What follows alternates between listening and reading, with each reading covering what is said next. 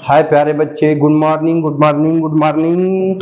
कैसे हो आप लोग? सही हो? चलो, तो प्यारे बच्चे, पिछली वीडियो में हम लोगों ने ये देखा था कि एक्टिव से पैसिव कैसे बनाया जाता है, ठीक है। अथवा एक्टिव में हम सब्जेक्ट को महत्व देते हैं और पैसिव में ऑब्जेक्ट को महत्व देते हैं, ठीक है। और उसमें बहुत सारी चीजों को हम लोगों ने देखा था, ठीक है। अगर आपने मेरा पिछली वीडियो नहीं देखा होगा तो उस वीडियो को जाके आप देख लीजिएगा, उसका लिंक मैं डिस्क्रिप्शन बॉक्स में आपको मिल जाएगा, वहां से आप उसको देख सकते हैं, ठीक है। यदि आप मेरे चैनल पे नए होंगे तब, अगर पिछला वीडियो नहीं देखे होंगे तो ये जल्दी समझ में नहीं आएगा, ठीक है। तो let us start our topic. तो देखिए, इसमें सारी चीजें आप पढ़े हुए हैं, ठीक है। देखिए, प्रोनाउन की सब्जेक्टिव और ऑब्जेक्टिव केस आपने पढ़ा ही है, प्रोनाउन टॉपिक में हमने बताया ही था, ठीक है। अब इसके बाद एक्टिव वॉइस में सब्जेक्ट को फोकस करते हैं, पैसिव में ऑब्जेक्ट को फोकस करते हैं, ठीक है। एक्स्ट्रा वर्ब क्या लगाते हैं? बी, ठीक है। देखिए, तो अगर एक वर्ब होगा, देखिए सिंगल वर्ब रहेगा, ध्यान दीजिएगा। देखिए, एक पॉइंट समझ लीजिए, सिंगल वर्ब रहेगी, ठीक है, तो वहां पर एक्स्ट्रा वर्ब क्या लगाओगे? बी, ठीक है। अगर डबल वर्ब रहेगी, क्या रहेगी? डबल वर्ब, ठीक है। डबल वर्ब रहेगी तो एक उसमें एक हेल्पिंग वर्ब रहेगी, एक मेन वर्ब रहेगी, समझ में आ रहा है ना। तो हेल्पिंग वर्ब को उसी को सेम उतार दोगे, अलग से बी वर्ब लगाओगे, ठीक है। अगर यहाँ पर मान लीजिए कि ट्रिपल वर्ब हो, क्या हो भाई? ट्रिपल वर्ब दिया हो, ध्यान से समझिएगा जरा, सही, बहुत बेहतरीन बिंदु है। ट्रिपल वर्ब है तो एक हेल्पिंग वर्ब रहेगी, दो को हेल्पिंग वर्ब रहेगी, ठीक है। तो दो को उतार देंगे, दो वर्ब को उतार देंगे, टू वर्ब को उतार देंगे, ठीक है। और एक्स्ट्रा वर्ब क्या लगा लेंगे? बी, ठीक है। अगर फोर्थ वर्ब रहेगी, चार क्रियाएं रहेंगी, ठीक है, ध्यान दीजिएगा। अगर चार क्रियाएं रहेंगी प्यारे बच्चे, तो तीन वर्ब्स को तो क्या करोगे? तीन वर्ब्स को उतार दोगे, ठीक है। और अलग से एक्स्ट्रा वर्ब क्या लगाओगे? बी। ध्यान से समझो, अगर कहीं पर एक ही वर्ब वाक्य में दी है तो उसके स्थान पर एक्स्ट्रा वर्ब क्या लगाओगे? बी, ठीक है बाबू, समझ में आ रहा है। अगर कहीं पर डबल वर्ब यानी दो वर्ब दिया है, एक सहायक क्रिया और एक मुख्य क्रिया, तो पैसिव जब आप बनाओगे तो हेल्पिंग वर्ब को उतार दोगे टेंस के अकॉर्डिंग, और जो एक्स्ट्रा वर्ब लगाओगे क्या लगाओगे? बी। समझ में आ रही है बात। अगर ट्रिपल वर्ब है, तीन वर्ब दिया है, तो दो वर्ब्स को उतार दोगे और एक एक्स्ट्रा वर्ब क्या लगाओगे? बी, ठीक है। अगर फोर्थ वर्ब दिया है तो तीन वर्ब्स को उतार दोगे और एक्स्ट्रा वर्ब क्या लगा लेंगे? बी, ठीक है। अब देखिए, अब प्रोनाउन की बात है प्यारे बच्चे, तो जिस देखिए आई आपका सब्जेक्टिव केस है, इधर देखिए, मैं इधर लिख देता हूं, ठीक है बाबू। देखिए, ये सब्जेक्टिव केस है, ठीक है बाबू, और ये ऑब्जेक्टिव केस है, ठीक है, ध्यान दीजिएगा, ऑब्जेक्टिव केस, ठीक है। तो आई का ऑब्जेक्टिव केस क्या होता है प्यारे बच्चे? मी होता है, ठीक है। वी का ऑब्जेक्टिव केस क्या होता है? अस होता है। यू का ऑब्जेक्टिव केस क्या होता है प्यारे बच्चे? तो यू ही होता है, ठीक है। दाऊ का ऑब्जेक्टिव केस क्या होता है प्यारे बच्चे? तो अब उसके बाद ही का ऑब्जेक्टिव केस क्या होता है प्यारे बच्चे? तो हिम होता है, ठीक है, ध्यान दीजिएगा। सी का ऑब्जेक्टिव केस क्या होता है प्यारे बच्चे? तो हर होता है, ठीक है। केस क्या होता है? तो इति होता है, ठीक है। दे का ऑब्जेक्टिव केस क्या होता है प्यारे बच्चे? तो देव होता है, ठीक है। तो अब ये प्रोनाउन की सब्जेक्टिव और ऑब्जेक्टिव केस हो गई, ठीक है। इसको जरा सा ध्यान में रखिएगा, बात समझ में आ रही है ना। तो अब इसके बाद ये वर्ब का मॉडल हो गया, ठीक है। इतना नोट कर लीजिए, तो फिर बातचीत को आगे बढ़ाते हैं, ठीक है, नोट करिए। हाँ, तो प्यारे बच्चे ध्यान से समझिएगा। तो देखिए, चूंकि हम जो पैसिव एक्टिव से पैसिव टॉपिक है उसको किसके अंतर्गत पढ़ रहे हैं, तो भाई ट्रांसफॉर्मेशन के अंतर्गत पढ़ रहे हैं, ठीक है। ये इसके अंतर्गत आती है सब टॉपिक्स, ठीक है। तो ट्रांसफॉर्मेशन के जब अंतर्गत आती है तो देखिए, एक्टिव से पैसिव बनाते समय आपका सब्जेक्ट भी नहीं बदलता है, आपका टेंस भी नहीं बदलता है, ऑब्जेक्ट भी नहीं बदलता है, कोई भी चीज बदलती नहीं है। समझ में आ रही बाबू? तो इतनी चीज को याद रखना, ठीक है। अब इसको हटाता हूं और फिर बाकी बातचीत आगे बढ़ाते हैं, ठीक है। अब देखो बाबू, ध्यान से समझिएगा, ठीक ना। अब देखिए, तो अब हेडिंग लिखिएगा प्रेजेंट इंडेफिनिट टेंस। देखिए, जितना भी आप पढ़े हैं सबकी पैसिव बनेगी, समझ में आ रहा है ना, याद रखिएगा। तो पहले लिखिएगा present indefinite tense, present indefinite tense, ठीक है बाबू।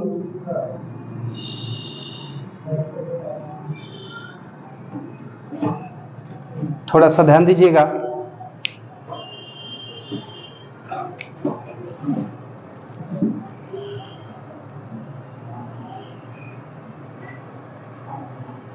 हो गया बाबू। अब देखो इसका एक स्ट्रक्चर आता है, वो फॉर्मेट मैं बना देता हूं, तुम लोगों को काम देगा आगे चल के, ठीक है। देखो बाबू ध्यान से समझना है, ठीक है। देखिए उस फॉर्मेट को बना देता हूं, लिख लो और एक आध दो वाक्यों की पहचान करना। हाँ तो प्यारे बच्चे ध्यान से समझिएगा, आप लोगों को एक टेबल में लिखा हो, ये प्रेजेंट इंडेफिनिट तो ऑलरेडी मैं हेडिंग डाल रखा था, ये बाद में इसका टेबल बनाया हो। देखिए वर्ब के कुल कितने रूप होते हैं बाबू? 5 रूप होते हैं, ठीक है।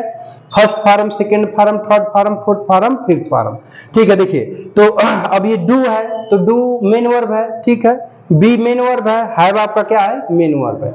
जब मेन वर्ब के रूप में ये तीनों क्रियाएं आती हैं तभी इनके 5 रूप बनते हैं। अगर इनको हेल्पिंग वर्ब के रूप में ले लेंगे तो वहां पर इसके 5 रूप नहीं बन सकते हैं। तो देखिए जैसे डू है तो डू फर्स्ट फॉर्म है, सेकेंड फॉर्म डिड बनेगा, थर्ड फॉर्म डन बनेगा, फोर्थ फॉर्म डूइंग बनेगा, फिफ्थ फॉर्म क्या बनेगा? डज बनेगा, ठीक है। अब देखिए फर्स्ट फॉर्म क्या बनेगा? बी बनेगा।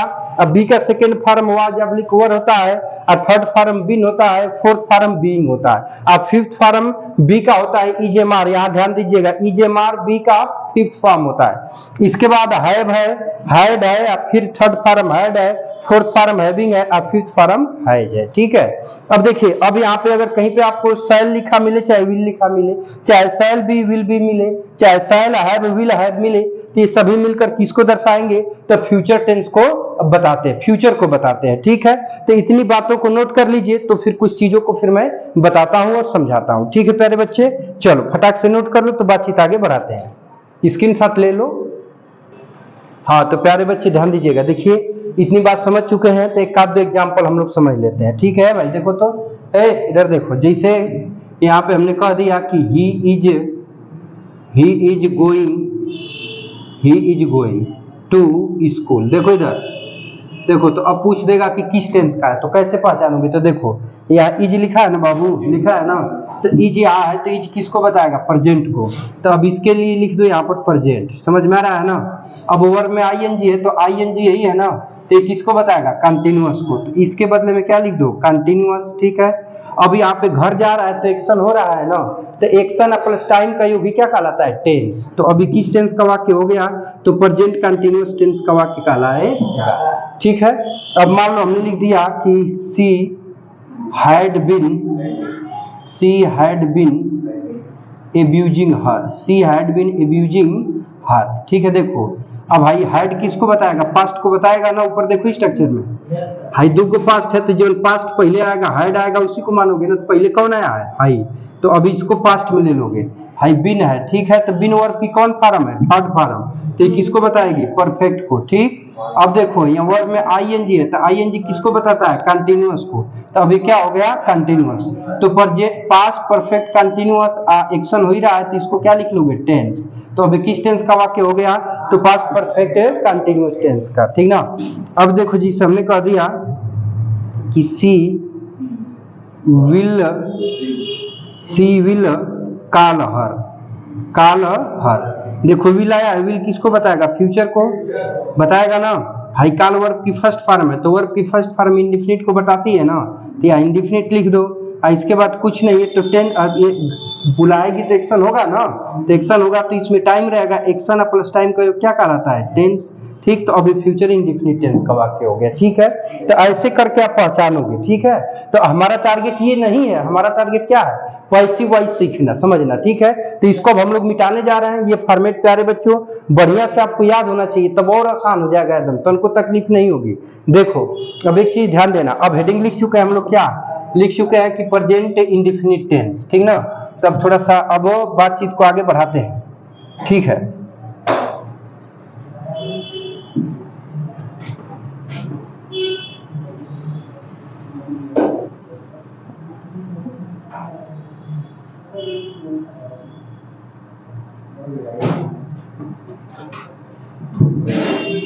अब देखो बाबू ध्यान से समझो, अब हमको एक्टिव से पैसिव बनाना है, ठीक है। देखो मैं स्ट्रक्चर वगैरह अभी नहीं लिखूंगा, स्ट्रक्चर भी लिख लूंगा लेकिन सभी वाक्यों को जब पढ़ा लूंगा तब, ठीक है। देखो बाबू एक एग्जांपल से समझो। देखो हमने कहा सोहन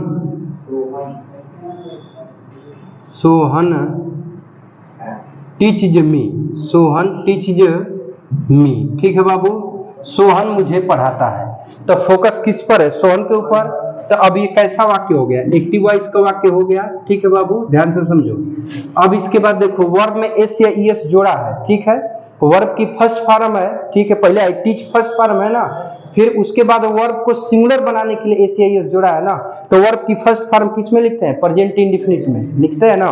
तो अभी किस टेंस का वाक्य हुआ, तो प्रेजेंट इंडेफिनिट टेंस का वाक्य कहलाएगा। ठीक है, प्रेजेंट इंडेफिनिट टेंस, सारी चीजें प्रूफ करके लेके चल रहे हैं। ठीक है, तो अब देखो ये सब अब मेन वर्ब, ये वर्ब है। ठीक है, ये वर्ब है ना बाबू। इस वर्ब का ये सोहन यहाँ पे क्या है बाबू, सब्जेक्ट है। क्या है, सब्जेक्ट है। ठीक, और इस वर्ब का ये यहाँ पर मी क्या है प्यारे बच्चे, तो ऑब्जेक्ट है। ये यहाँ पर इसका क्या है, ऑब्जेक्ट है। तो एक्टिव वॉइस का वाक्य है क्योंकि फोकस किसके ऊपर है, सोहन के ऊपर। ठीक है, कैसे जानते हो कि सोहन के ऊपर फोकस है, तो जिस शब्द को वाक्य के शुरू में लिख देता है तो उसी शब्द पर व्यक्ति का फोकस हो जाता है। समझ आ रही है बात, तो सोहन को ही तो शुरू में लिखा है, तो अब ये सोहन के ऊपर फोकस है, तो इसका मतलब एक्टिव वॉइस का वाक्य, क्योंकि जो क्रिया पढ़ाने की घटित हो रही है इसके लिए कर्ता प्रत्यक्ष रूप से जिम्मेदार है, अतः एक्टिव वॉइस का वाक्य कहलाएगा। ठीक है, अब इसको हमें बदलना किसमें प्यारे बच्चे, तो पैसिव वॉइस में। तो पैसिव वॉइस में हमारा फोकस किसके ऊपर होता है, ऑब्जेक्ट के ऊपर। तो ऑब्जेक्ट को फोकस में लाने के लिए इसको शुरू में लिखोगे तभी तो फोकस जाएगा नहीं, इस पर ध्यान से समझो। तो अब चूंकि मी प्रोनाउन है, तो प्रोनाउन की प्यारे बच्चे सब्जेक्टिव और ऑब्जेक्टिव किस क्या होती है, अलग अलग होती है, ये पता ही है ना। तो मी ऑब्जेक्ट है, क्या उसको जब सब्जेक्ट बनाओगे तो मी की सब्जेक्टिव केस क्या हो जाएगी भाई, मी की सब्जेक्टिव केस क्या होगी, आई होगी। ठीक है, तो अब मी का तो आई तुमने कर दिया, क्या कर दिया, आई कर दिया। ठीक है, लेकिन इस वाक्य में कितनी वर्ब है, एक वर्ब है। तो जब एक वर्ब होगी तो बी क्रिया लगाओगे ना, अभी लिखा था नोट करके ना, तो अब यहाँ पे बी क्रिया लिखो। ठीक है, तो अब बताओ कि बी क्रिया के अंतर्गत कौन कौन आता है प्यारे बच्चे, तो देखो बी क्रिया के अंतर्गत आपका आता है इज, एम, आर आता है ना, इसके साथ साथ वाज, वर, ये 5 वर्ड आते हैं। ठीक है, बात को समझिएगा। जहां पे वाज वर किसको बताता है प्यारे बच्चे, पास्ट को, और इज एम आर किसको बताता है, प्रेजेंट को। किसको बताता है, प्रेजेंट को। ठीक है, ध्यान से समझो। देखो इधर आवाज नहीं जी, देखो ठीक है, जाओ कोई दिक्कत नहीं, अगले दिन कवर कर लेना। ठीक है, देखो बाबू, तो यहाँ पर इज एम आर हो जाएगा ना। देखो एक्स्ट्रा वर्ब भी लगाओगे ना, अगर इस क्रिया का इसे सब्जेक्ट बना दोगे तो ये कैसे संभव है। ठीक है, बात समझ में आ रहा है ना। तो अब बी एक्स्ट्रा वर्ब लगा दिए। ठीक है, बी एक्स्ट्रा वर्ब लगा दिए, तो अब इसके बाद यहाँ क्या लिखोगे, मेन वर्ब किस फॉर्म में आएगी, पैसिव में। मेन वर्ब की थर्ड फॉर्म होगी। अब इस वर्ब के सब्जेक्ट को सिद्ध करने के लिए प्रीपोजिशन क्या लगाओगे, बाई। अब बाई के बाद इस क्रिया का सब्जेक्ट रहेगा, लेकिन प्रीपोजिशन कहीं भी जाएगी तो अपना क्या लेगी, ऑब्जेक्ट। तो अब यहाँ पर आपका क्या हो जाएगा, तो ऑब्जेक्ट हो जाएगा। ठीक, समझ में आ रही है बात। तो जब इसको पैसिव में बदलोगे तब अम्मी का सब्जेक्ट किस क्या हो जाएगा, आई। अब आई को सब्जेक्ट फोकस आपको किस पे रखना है, आई के ऊपर। तो इस वर्ब का तो ये सब्जेक्ट बन ही नहीं पाएगा, ऑलरेडी ऑब्जेक्ट है। तो इसको सब्जेक्ट बनाने के लिए एक्स्ट्रा वर्ब लगाओगे, तो एक्स्ट्रा वर्ब क्या लगाओगे, बी। तो बी में इज एम आर आएगा जो कि प्रेजेंट को दिखाएगा, क्योंकि ये भी प्रेजेंट का है। समझ आ रही है। तो अब आई के साथ क्या लगा लोगे, एम। तो अब यहाँ पे क्या हो गया, एम। पैसिव में हमेशा वर्ब की थर्ड फॉर्म आती है, तो टीच का थर्ड फॉर्म क्या हो जाएगा, टाट। क्या हो जाएगा, टाट। तो अब यहाँ पर टाट हो गया। ठीक, इस वर्ब का सब्जेक्ट सोहन भाई है ना, तो सब्जेक्ट को सिद्ध करने के लिए प्रीपोजिशन क्या आती है, बाई। ठीक है, अब इसका सब्जेक्ट कौन है बाबू, सोहन है, तो सोहन को यहाँ पर लिख डालोगे। ठीक है, तो अब देखो जो नाउन होता है, तो नाउन की सब्जेक्टिव और ऑब्जेक्टिव केस एक ही होती है, परंतु प्रोनाउन की क्या होती है, अलग अलग होती है। जैसे में प्रोनाउन था तो सब्जेक्टिव केस आई हो गया, परंतु सोहन सब्जेक्ट था तो इसके ऑब्जेक्टिव केस भी सोहन हो जाएगा। समझ में आई बातचीत, आई ना। चलो इसको इसी तरह से उतारो तो फिर बातचीत आगे अभी। ठीक है, चलो बाबू। हाँ, तो प्यारे बच्चे देखिएगा, ध्यान से समझिएगा। ठीक है, बातचीत को आगे बढ़ाते हैं। ठीक है, अब देखिए अगले एग्जाम्पल की तरफ चलते हैं। देखो बाबू, अब कह रहा है कि राहुल राइट्स अ लेटर। ठीक है, ध्यान दीजिएगा, राहुल राइट्स अ लेटर। ठीक है बाबू, Rahul writes a letter, Rahul writes a letter. ठीक है बाबू, ध्यान समझिएगा, राहुल एक पत्र लिखता है। देखो बाबू ध्यान से समझो, तो ये आपकी क्या है बाबू, वर्ब है। ठीक है, वर्ब का पांचवा रूप है, और वर्ब का पांचवा रूप किस टेंस को बताता है? तो प्रेजेंट इंडेफिनिट टेंस को। ठीक है बाबू। अब देखो, अब राहुल, ये इस वर्ब का क्या है बाबू? सब्जेक्ट है। ठीक है, ध्यान से समझिएगा। इस वर्ब का ए लेटर क्या है बाबू? ऑब्जेक्ट है। ठीक है, तो अब ये कह रहा है कि राहुल पत्र लिखता है, तो फोकस किसके ऊपर है? राहुल के ऊपर। तो राहुल एक सजीव है, तो अब इसका मतलब ये कैसा वाक्य हुआ? एक्टिव वॉइस का वाक्य है। ठीक है, आपको बदलना किस में है? वॉइस में। ठीक है, तो पैसिव में फोकस किसके ऊपर रखेंगे? ऑब्जेक्ट के ऊपर। तो ऑब्जेक्ट के ऊपर रखेंगे तो इसको शुरू में तभी तो आपका फोकस सब्जेक्ट के ऊपर जाएगा। बोल जाएगा कि नहीं जाएगा? तो ए लेटर को यहाँ पर आप लिख देंगे। ठीक है, समझिएगा। तो ए लेटर को जब यहाँ लिखेंगे तो इस वर्ब का तो ये सब्जेक्ट बनेगा नहीं।